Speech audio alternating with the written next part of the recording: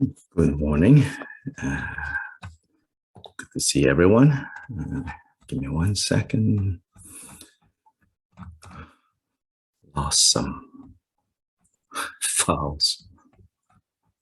Let's see.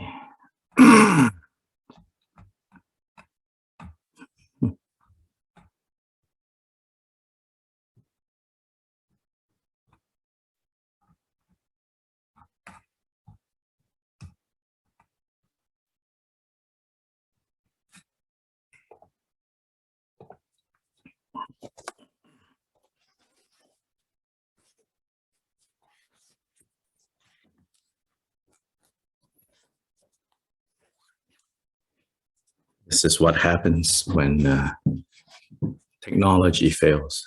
Then back to old-fashioned book.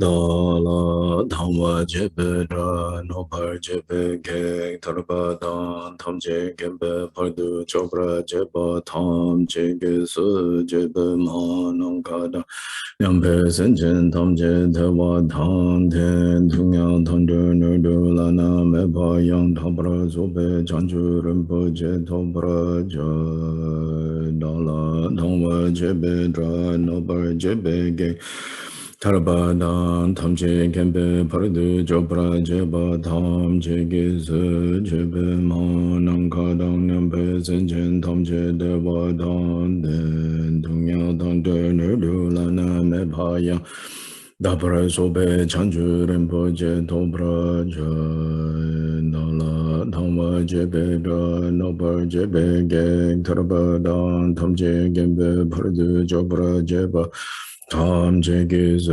Jebe Manam Kadang Nampe Senchen Tamche Deva Dan Den Tungya Dan Den Nudu Lana Mepaya Dapra Sobe Chanchu Rinpo Je Topra Je De Sama Geki Bardu Lunga Yisum Gewala Go Mashi Bardu Lunga Yisum Gewala Go Du Drene Sunde Nema Samta Samji Bardu Lunga Yisum Gewala Go Sanje Chodan Sochi Chonamla Chancho Bardu Dane Kapsu Je Thage Jinsu Gebe Sonang Ke Drola Penche Sonje Rupra Shu Sonje Chodang Soki Chonam La Chancho Bardu Dane Kapsu Je Thage Jinsu Gebe Sonang Ke Drola Penche Sonje Rupra Shu Sonje Chodang Soki Chonam La Chancho Bardu Dane Kapsu Je Thage Jinsu Gebe Sonang Ke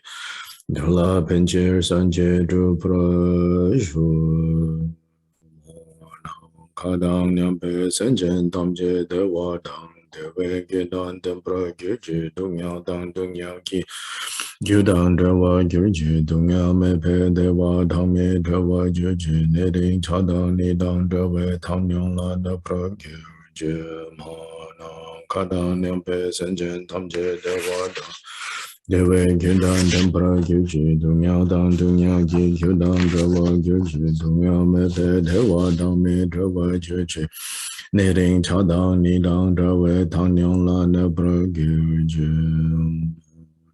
Kadang Nyampe Senchen Tamje Dewa Dang Dewe Gyudang Tempra Gyurji Dunya Dang Dunya Ki Gyudang Dewa Gyurji Dunya Mepe Dewa Dhamme Dewa Gyurji Neding Chadang Nidang Dewe Tamnyang La Dapra Gyurji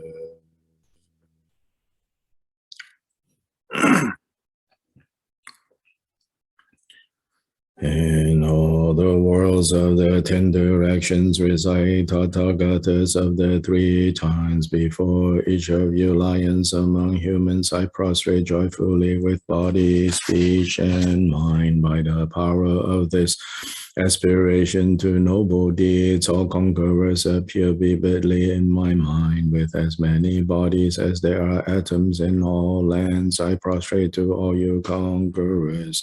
In each atom are Buddhas, numberless as atoms, all in the midst of the heirs of the Buddhas. Thus I conceive of this Dharma Dhatu as completely filled with you conquerors in this way, with infinite oceans of praise and oceans of diverse melodies. I sing the excellent qualities of all you conquerors and praise all of you gone to bliss with the best flowers and best garlands, best music, ointments, and excellent parasols, finest lamps, and superior incense I offer to you, conquerors, with excellent garments and best fragrances, and sandalwood powder heap high as Mount Meru. All wondrous offerings perfectly arranged I offer to you, conquerors, these vast and unequal offerings to each and every one of you conquerors with the power of conviction and noble deeds. I prostrate and offer to all you conquerors all the harmful deeds that I have done with my body, speech, and mind. Under the power of desire, hatred, and ignorance, I confess each and every one of them. I rejoice in all the meritorious deeds of all conquerors in the 10 directions and the heirs of the Buddhas, solitary realizers, hearers still in training and beyond, and all wandering beings. You who are lamps of the worlds of the 10 directions, who have unobstructedly attained Buddhahood through the stages of Bodhi. All you who are my protectors, please turn the unexhaled wheel of Dharma. With palms together, I earnestly beseech you who may intend to manifest final nirvana. Please remain for as many eons as there are atoms in the world for the happiness and well-being of all wandering beings. Whatever slight virtue that may have been gathered through prostrating, offering, confessing, rejoicing, requesting, and beseeching, are now dedicated to complete Bodhi.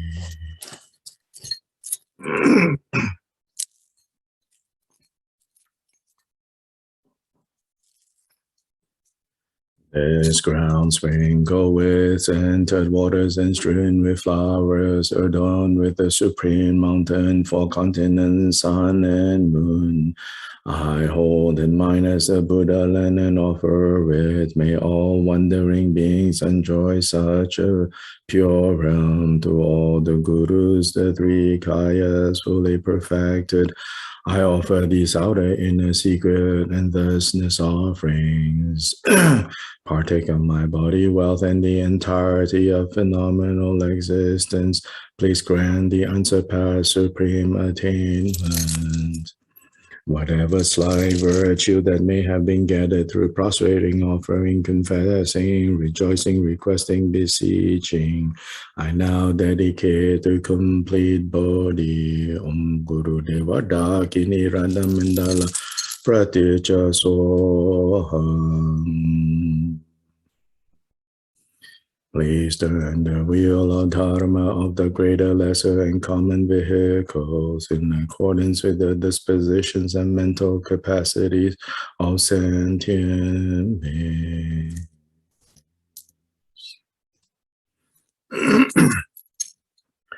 Namo Guru Doji Chanje Dili Naroda Mami Dapu Paru Chidin Kunkaden Sunden Sovela Mesha Sojula Mahidam Jogyong La So Wata So Daki Jinjilo Kapeke Do Mesom Neke Dope To Songyon La Katsu Meke Wadoji Chang Haji Den Kumpa Shala Dundu Tatu Sangyo Kyola Me Jinji Lo Shi Tu Jijin Lenge Mumpa Sene Kyansi Do Te Do Do Pe Jinjilo Haji Haji Ne Chonsang Pe Ma Ke San Tumpo La Yasen Jogyong Wa Dune Pe Haji Ne Shi Shi Do Gudu Kando Mambu Kor Ke Ke Jese Da De Ke Jinji Lo Ji Shi Su Su Guru Pe Ma Se De Da De Sa Pe Lama Rinpa Je Da Ke Je Bu Pe Me De Su Ne Ka De Su De Su Ne Se De De Ku Sun Da Ke Ngo De Su De Su.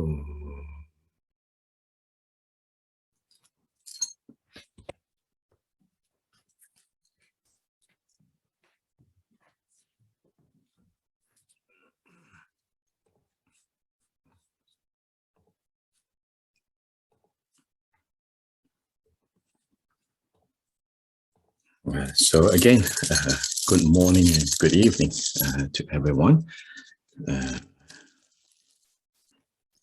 So we continue in the Bodhicharyavatara, chapter 8. We have now entered into the second section of chapter 8. Remembering that chapter 8, right, is the chapter on meditative concentration, on perfect samadhi, the paramita of samadhi.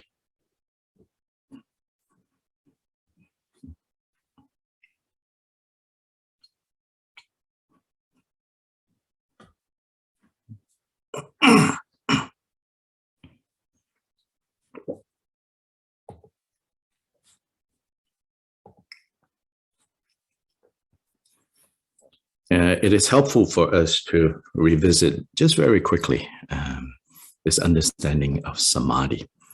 Samadhi often has been translated as, like single pointed concentration.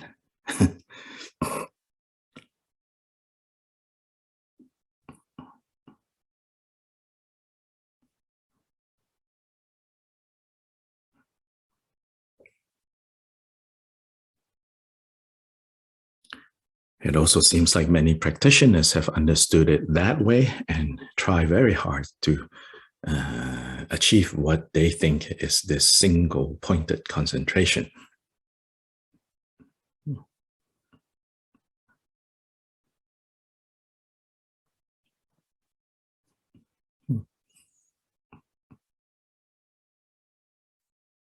And what they try very hard to achieve is this very tight, almost you could say like laser-like, focus.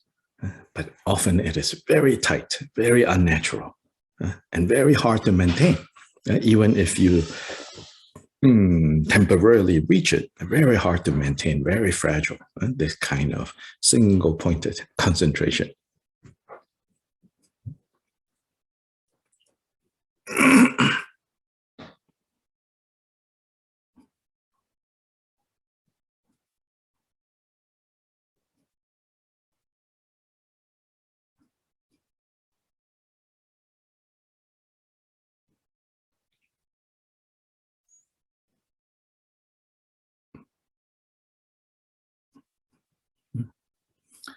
But this chapter in Shantideva, we get to see how Shantideva handles this question of samadhi.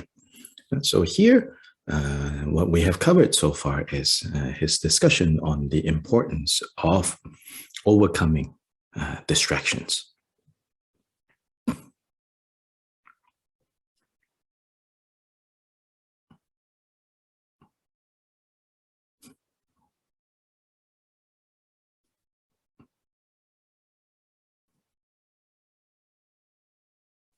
Next is the single-pointed focus on cultivating bodhicitta.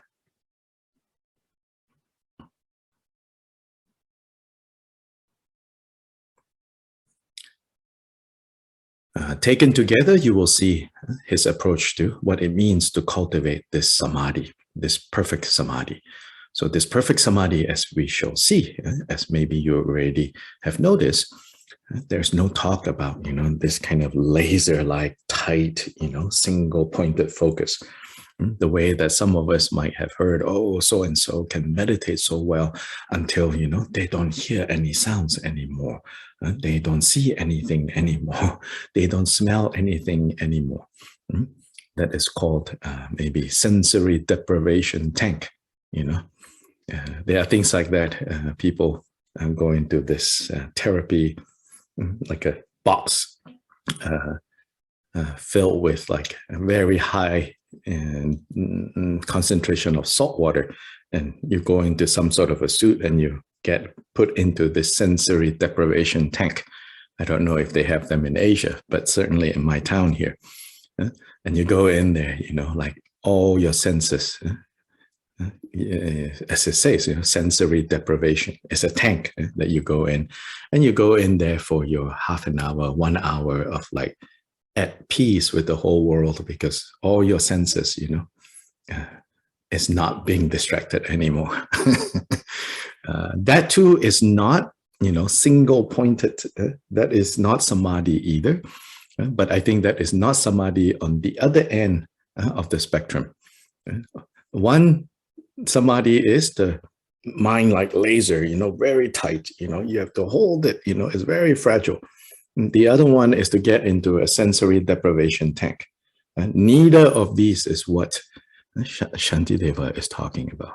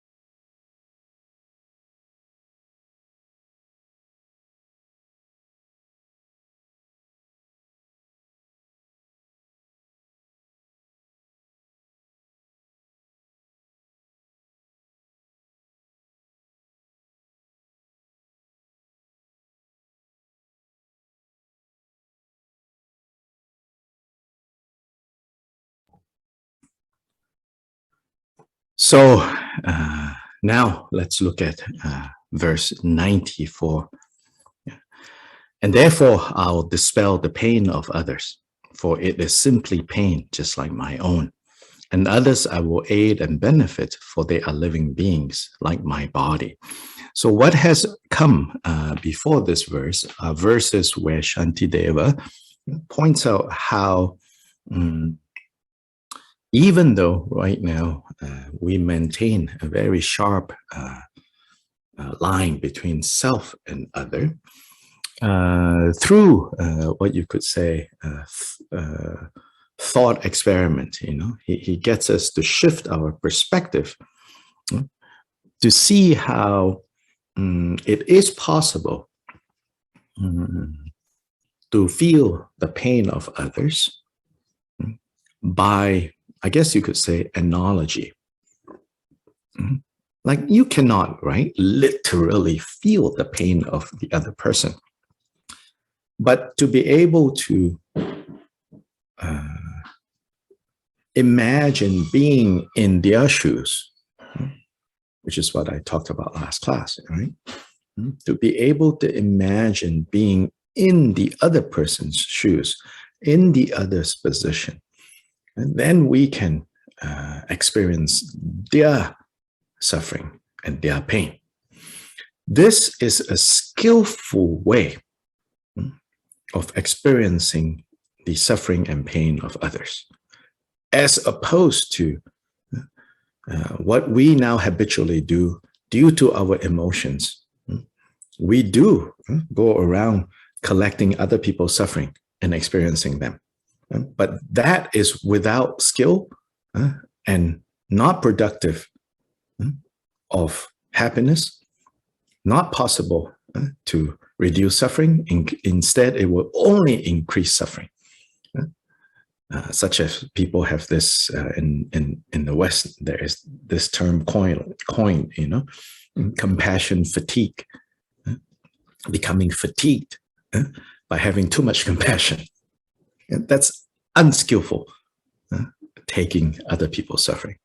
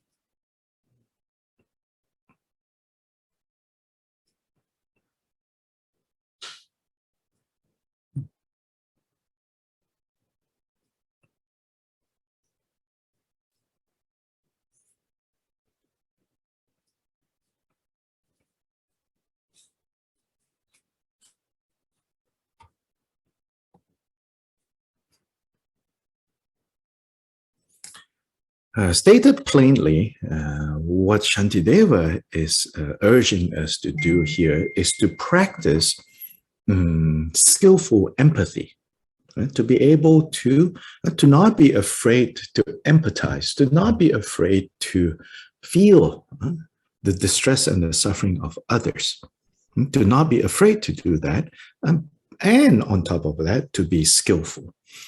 Part of having that skill is to work on understanding the basic principles of how karma works.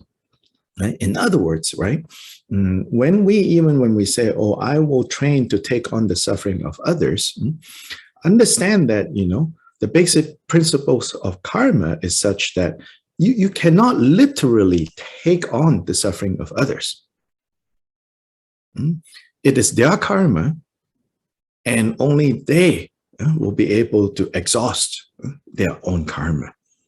If it is possible to take away other people's karma, then the Buddhists, right, in their great compassion and their great ability, would have taken up, would have like a vacuum cleaner, sucked up everyone's suffering. So you need to understand that. That is part of how it becomes skillful. So here when we say, you empathize with others, you feel other people's suffering, it's not the out of control feeling of other people's suffering. It is the skillful taking of suffering of others in order to, so there's a purpose, in order to stir us, motivate us to stay focused or to work harder on overcoming our own mental defilements, on purifying our negativities so that we can be more able, more effective in being good to others.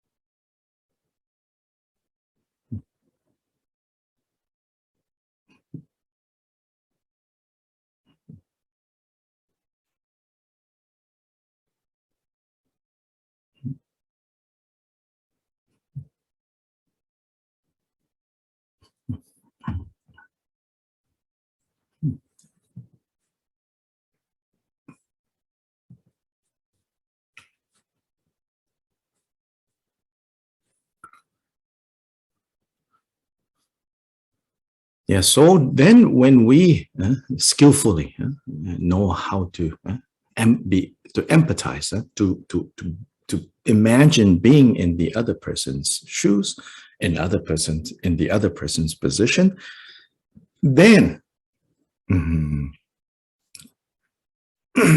then just as we don't want pain, we know the other person don't want pain. And since pain is just pain, whether it's occurring to me or occurring to someone else, which is what 94 is saying, therefore, I will aid and benefit others to overcome this pain and suffering.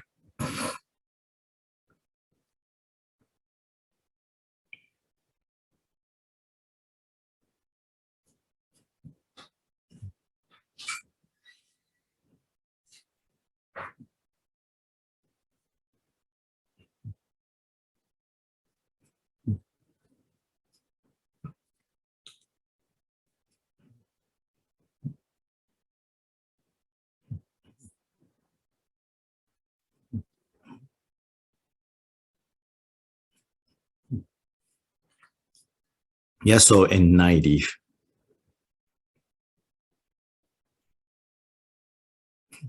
so in 95, he even takes it further, right? This argument, this line of reasoning.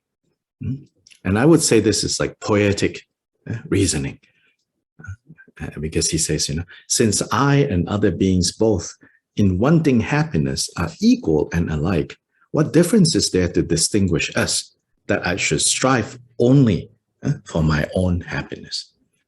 So in the same way that, I and others equally don't want pain, therefore, when pain is occurring, it should not matter where it's occurring. I should be just as concerned about removing that pain. Likewise, I and others want happiness in the same way. So it is not, it makes, he says, it should not make sense that I'm only interested in my own happiness. I should also be interested in others' happiness. Now, I mean, frankly, I can say this to you, like if you subject this to kind of logic, I don't know how far this will go. But I don't think, this is like appealing to logic in that way. Yeah. This is really appealing us, in some deep way, I feel like, what he says here is true. Now, just to be clear, my actions are not going in this way yet. But somehow on the feeling level, you get it, you're like, yes, this is true. And so don't overanalyze it. Just, this is true, right? If you have this feeling, these two statements, oh, this is true. You should just nurture this feeling, oh, this is true. And see the skillfulness of letting this feeling that these two statements are true to expand and expand and expand.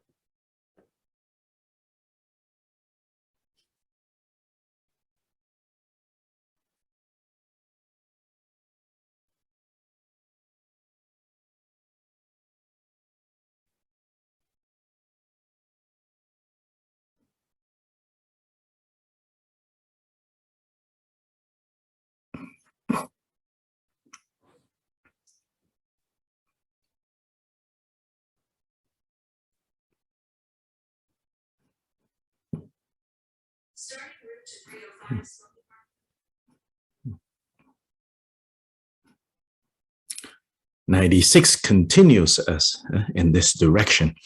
He says, since I and other beings both in fleeing suffering are equal and alike, what difference is there to distinguish us, that I should save myself and not the others?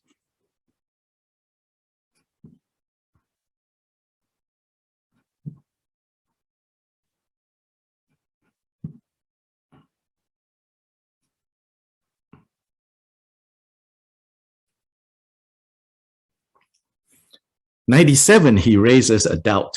So here he's playing with this reasoning a little. And here he's playing with his appeal to us. He says, then you might say, in '97, since the pain of others, kind of like replying to '96, he says, well, since the pain of others does no harm to me, and that is why, I do not,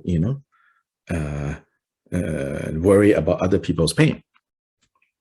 Then he said, well, if that's the case, so why do you need to guard against my future pain, which does no harm to the present me? Yeah, he says, if you say, I don't care about that person's pain because it's not doing me any harm, then if that's the case, then why do you need to do anything now to ensure that the future you not suffer? Because it's not doing any harm to the present me.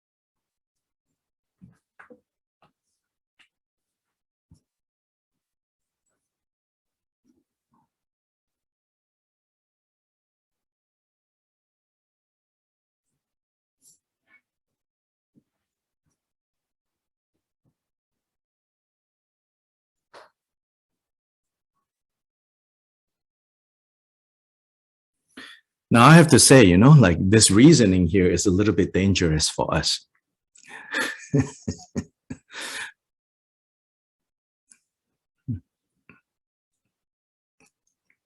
It's a little bit dangerous for us because, many of us are not even sure if we believe, that there are future lifetimes.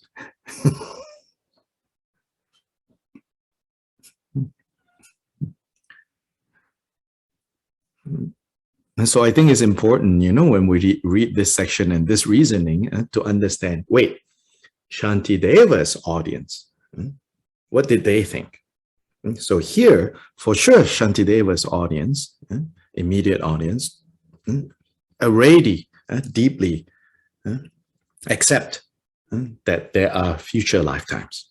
And so he is saying what he's saying here to an audience that already accepts that there are future lifetimes to come. And therefore, right now we have to choose wisely and correctly our course of action if we don't want suffering to come to us in the future. So it's based on, right, this logic that then he's arguing here. He's arguing here in this way.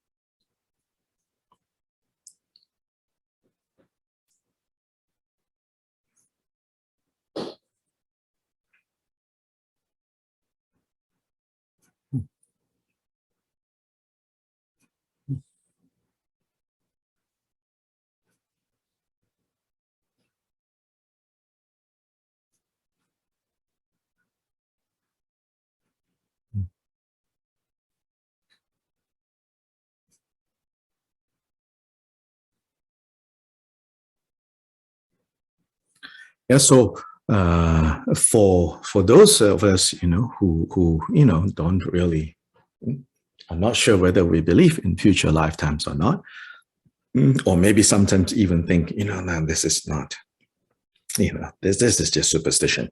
Then, in fact, 98 can be used as a way to say, see, Shantideva says this. But again, you have to understand, Shantideva's audience, immediate audience, is hearing this differently. But let's look at 98. And so 98, he says, to think that I will have to bear it, right? In answer to like, why are you concerned about your future suffering and doing things here to prevent future suffering to your future self? Then he says, you might say, well, it's because I have to bear that suffering in the future. Here he says, to think that I will have to bear it is in fact a false idea. For that which dies is one thing, and that which is born is something else. So this verse, could be used by those who don't accept, there are future lifetimes to say, oh, no, I don't care,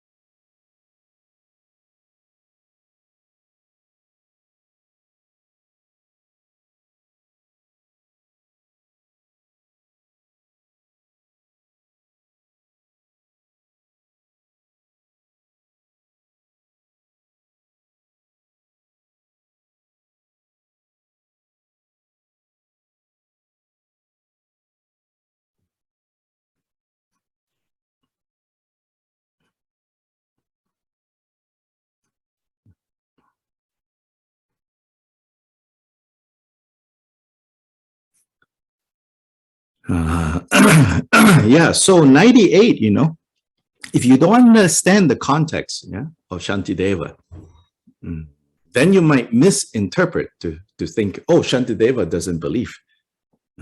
But actually, it's not. It doesn't believe in rebirth.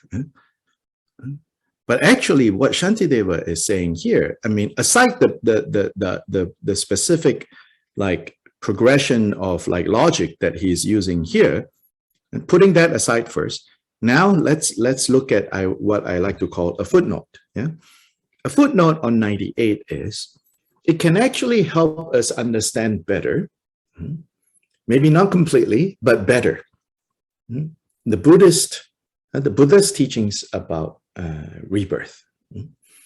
So here, 98. So basically, there are, you could say, in terms of this question of rebirth or multiple lifetimes that continues, right? You could say that there is one position which says there's no such thing as rebirth.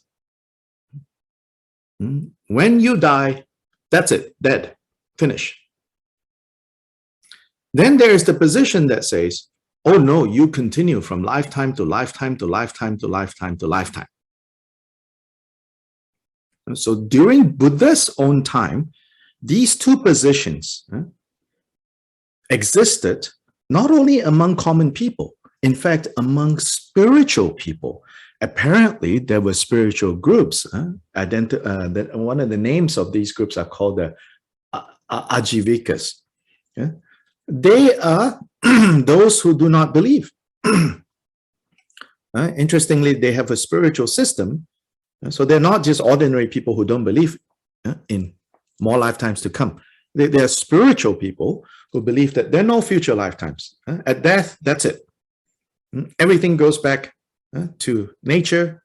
Everything just dissolves. And they take that as their basic belief. So it's on this end. The Buddha will say this is an extreme position. Likewise, there were other spiritual communities, other ascetics that believed that there is an unchanging, abiding soul or spirit or Atman that doesn't change. Just from lifetime to lifetime, what only happens is like a person changing clothing throughout the day. That the body is just like clothing. Or rather, our bodies is like clothing. Then the soul, the unchanging soul or the unchanging self, it's like the body. And all that happens from lifetime to lifetime is just changing clothes. These were the two positions. And the Buddha also said, this position is also extreme.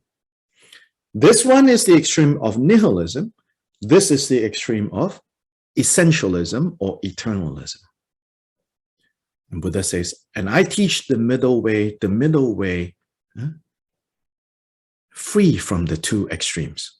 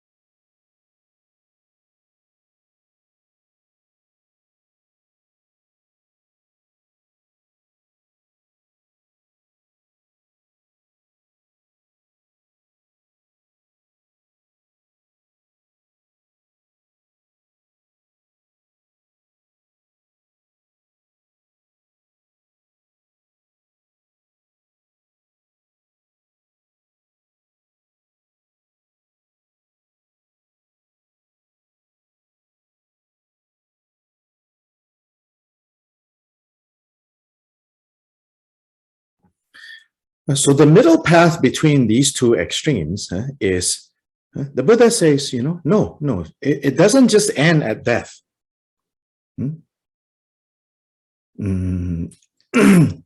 Life continues.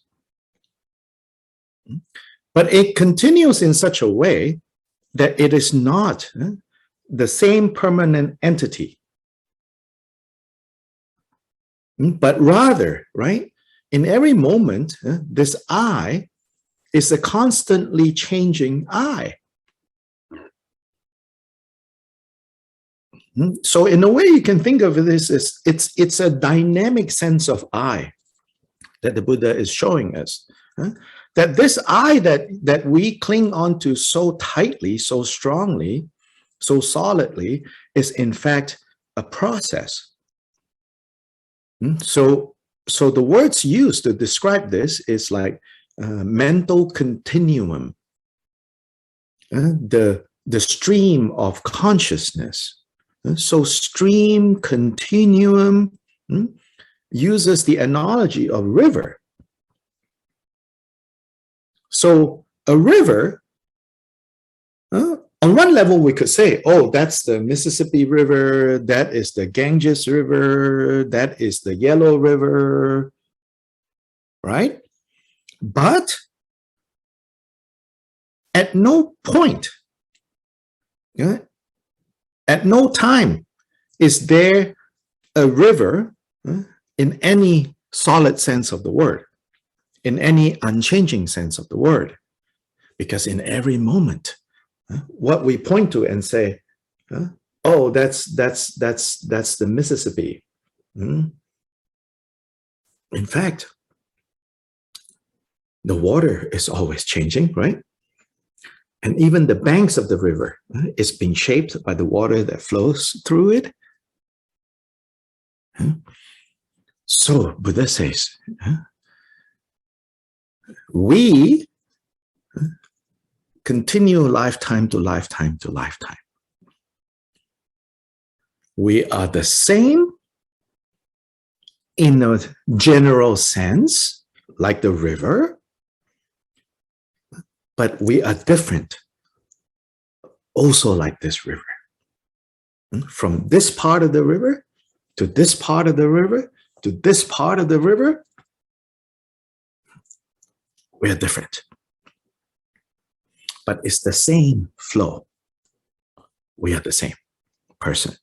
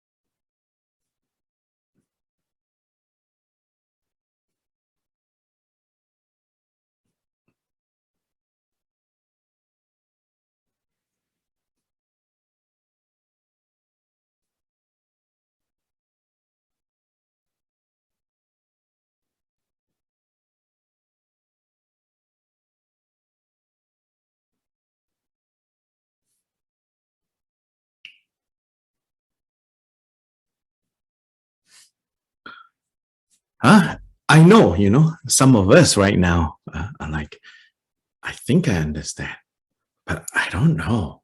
I'm not sure. Do I understand? I think I get it, but I don't know. I don't think I get it. If you feel that way, you're, I think, in fairly good company. Why? Because I think if anyone is honest about this, we'll have to say like, yeah, I sort of get it, but I don't really get it. Because in a way, the easy to get is this position here that the Buddha called nihilistic. No, at death, that's it. And also easy to this position, which is basically sort of the popular idea of rebirth, reincarnation, like Hindu. There is a divine soul, a divine self that goes from lifetime to lifetime, like just us changing clothes.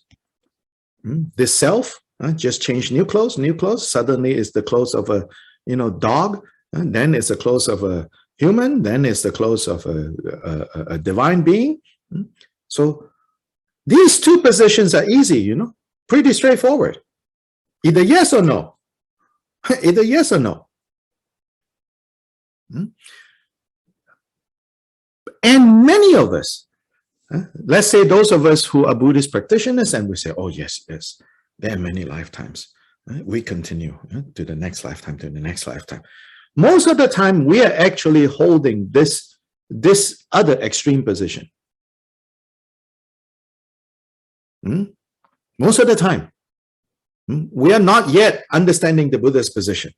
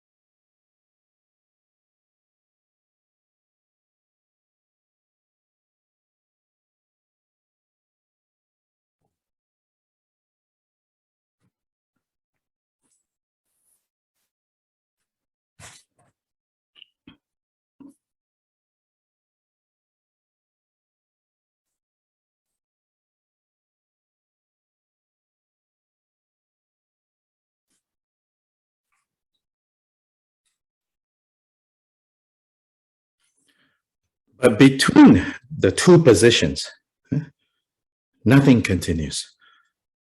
This keeps same thing, just changing clothes again and again. Between the two positions, Buddha actually says, if you have to choose between the two, it is better to choose this wrong position over this wrong position. He says, because this wrong position here, this nihilism, it can cause you to completely ignore cause and effect. You think it doesn't matter. As long as the negative results don't catch up with you, you can do whatever you want. Whereas this one, that is still a wrong view about continuing the same one, the same person continuing through time and space. He says, at least this one, you are careful about actions, because you believe that it will come one of these days, the results of your actions. He says, between the two, if you are going to make an error, lean this way, he says.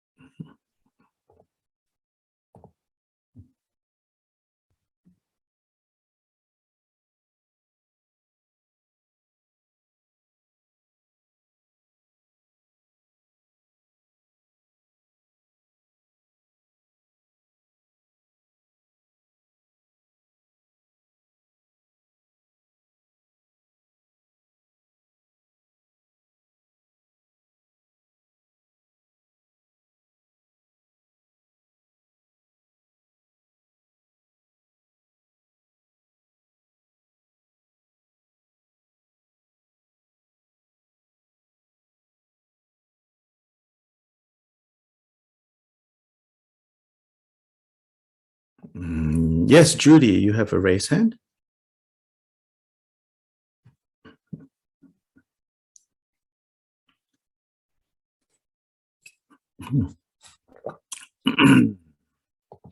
I've heard this explained with the idea of a string of pearls or string of pebbles, where each pearl is slightly different, but it's connected by something that follows. But, well, that's my point. The river, that lacks a fluidity that the river implies, which allows us to see that this lifetime, this whatever it is, changes. Yes, yes. And I think the river is, it's yes. That. Right. The Buddha used the river, the stream. Yeah. The pearl is another religion, you know, because that string is the soul. Okay. Another religion, you know, it's all mixed up now because, you know, we're like, oh, spirituality, Eastern religion, blah, blah, blah. It's all mixed up, you know. And the string and the pearls, that the example, that one is more of a divine self, you know, that strings it all together, right? No, the river is this unpredictability and the dynamic nature. It's always flowing, flowing, flowing. Yeah, that's helpful to clarify, you know, two different analogies, metaphors, showing continuity, but in very different ways.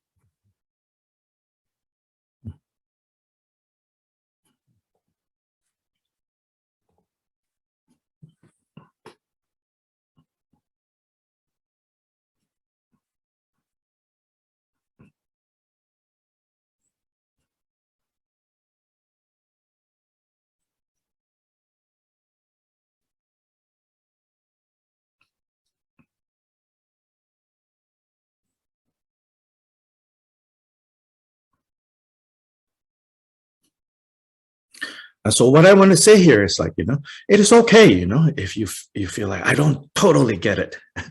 In a way, you're not going to totally get it until you're a Buddha on this issue.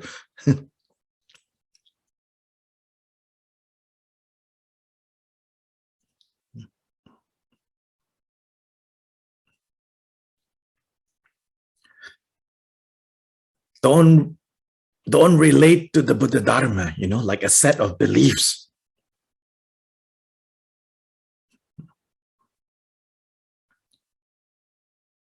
A set of beliefs that we're seeking certainty.